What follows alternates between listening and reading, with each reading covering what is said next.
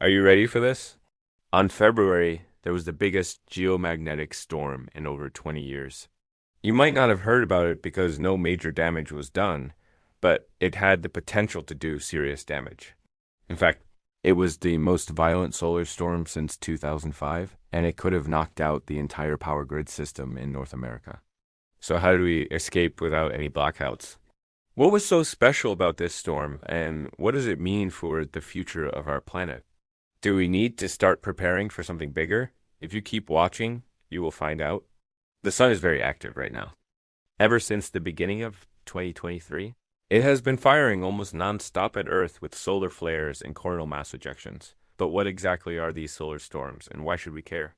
Well, our sun is like a huge ball of gas that is constantly in motion. It has sunspots and solar flares, which can send out huge bursts of energy towards Earth. These outbursts of plasma are called coronal mass ejections, or CMEs for short. When they hit our planet, they interact with the magnetic field and atmosphere, causing geomagnetic storms. And here's where things get interesting. Geomagnetic storms can disrupt important things like the power grid, telecommunications, and navigation systems. For example, the one back in 1989 knocked out the power grid in Quebec, Canada, for 9 hours and left 6 million people without electricity. The one in 2003 caused high frequency radio blackout for a whole day all over the world. And the one in 2012 affected 50 commercial airlines and cost an estimated $340 million in damages. Now compare those numbers to the February storm. We were lucky if we didn't feel its effects because it was much stronger than the previous ones. In fact, scientists measured a magnetic crochet of 1100 NT, which is the highest value recorded by the network since its creation, back in 1991. And even though the impact was not as severe as expected, it still managed to cause some problems. There were high-frequency radio blackouts, fluctuations in the power grid, and the northern lights could be seen as far south as Texas and Florida. It might seem like just another crazy weather event, but it's actually part of a larger trend that we need to pay attention to. According to the National Oceanic and Atmospheric Administration, NOAA, these types of storms happen in cycles. The sun's activity goes through 11-year cycles of maximums. During maximums, there are more sunspots and solar storms, and during minimums, there are fewer of them. We are currently approaching the maximum of the solar cycle that began in December 2019. That means that the next few years will be more active than usual. And according to some experts, we could see the most powerful solar storm in history. It's called the solar maximum, and it happens every 11 years when the sun's activity peaks. This means more sunspots, more solar flares, and of course, more geomagnetic storms on Earth. But it's not just any solar maximum. Some of them are stronger than others. For example, the one in 2005 produced the most intense geomagnetic storm ever recorded. It had a magnetic crochet of 1721 nanotesla. Can you imagine? That's enough to mess up our entire power grid system. And unfortunately, we are approaching a grand solar maximum, which means that we might experience something similar or even worse. What makes this situation even more complicated is that we are not prepared for such events. Most of our infrastructure is not designed to withstand the impact of major solar storms. For example, the power grid system is vulnerable to strong geomagnetically induced currents that can flow into the transformers and damage them. This could lead to widespread blackouts and chaos in our daily lives. We would face food shortages, communication breakdowns, and economic losses. Even our satellites and GPS systems could be affected, leading to more problems. And don't think that it couldn't happen, because it already did. Back in 1859, there was a solar storm called the Carrington event that caused the first global emergency alert system to go haywire. It messed up the telegraph system around the world and even lit up some telegraph operators' offices on fire. It also created auroras that could be seen from Cuba to Scotland and destroyed 500 telegraph lines in the process. And you won't believe me, but some people thought that it was the end times. So how do we know that the sun is getting ready to blow up? Well, it all starts with sunspots. Sunspots are regions on the sun's surface that are cooler than the surrounding photospheric temperature. They have strong magnetic fields and are often the sites of solar flares and CMEs.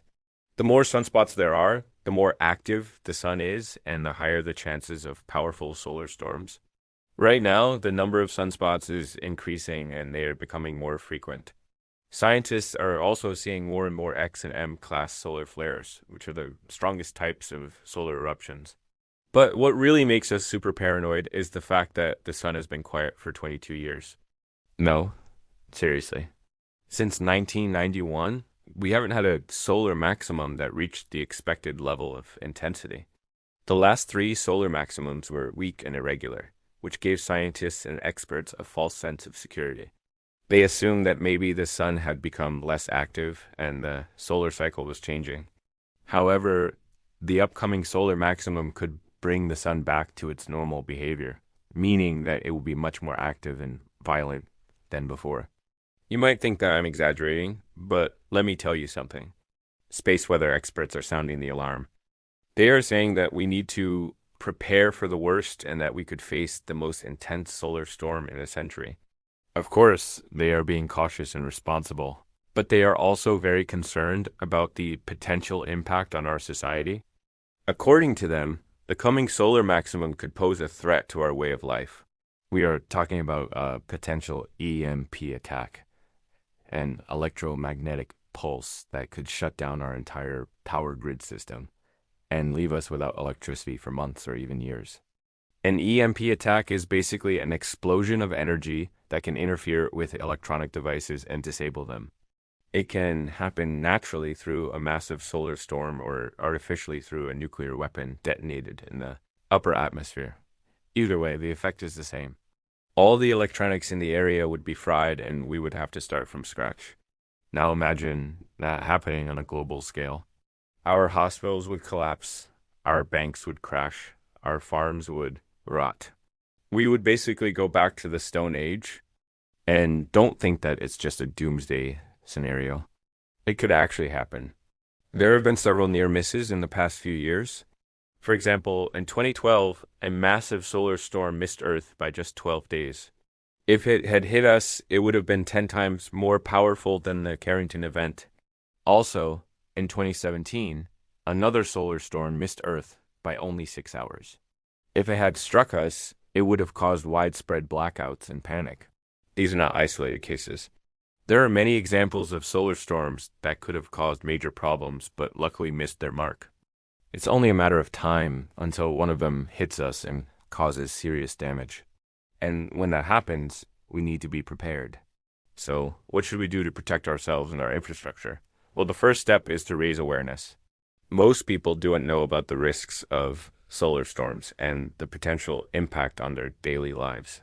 They also don't know how to prepare for them or what to do during an emergency. We need to change that through education and public campaigns.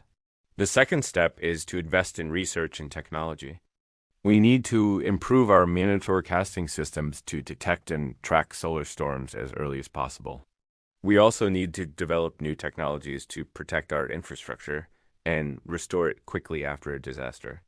The third step is to build resilience and redundancy into our infrastructure. This means designing it to withstand the impact of solar storms and having backup systems in place to restore essential services quickly.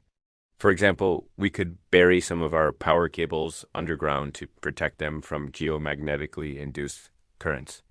We could also install filters and surge protectors on transformers to limit the damage caused by solar storms. And don't think that these are crazy ideas. They are already being used in some parts of the world. For example, in Norway, they have buried some of their high voltage cables underground to avoid disruptions from space weather. So what do you think? Are you worried about the upcoming solar maximum? Do you think we are prepared for major solar storms? Or do you think it's just another crazy conspiracy theory? Let me know in the comments below. And if you enjoyed this video, please share it with your friends and family. They might also enjoy it. Thanks for watching, and I'll see you next time.